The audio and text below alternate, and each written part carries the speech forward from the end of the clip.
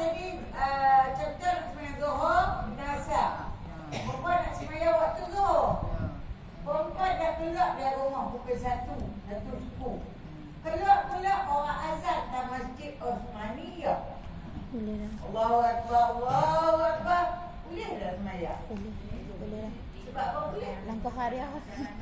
Dia langkah hariah lah. Boleh. Dia kata hariah. Dan kita lama dia tak ada bengkit hariah. Hal tu maksud dia.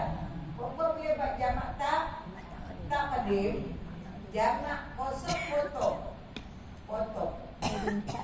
Dua. Buat tak qadim. Tapi perempuan tak mahu semayang.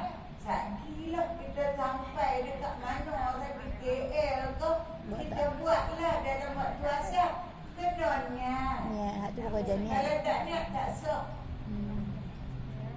Perempuan kena niat dalam waktu Zuhur tu. Niat bahasa Melayu, tak payahlah bahasa Jepun ke Cina. Niat. Tak dia pun nak pun nak.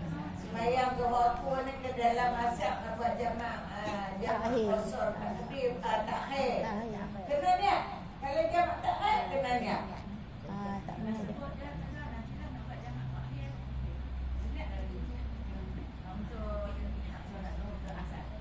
Kena niat dulu. Tak pernah saya pun nak buat dalam waktu asar. Kena niat dulu. Tak boleh kata sakit tu sakit ke? Abang dalam waktu asar. Niat dia boleh faham dah.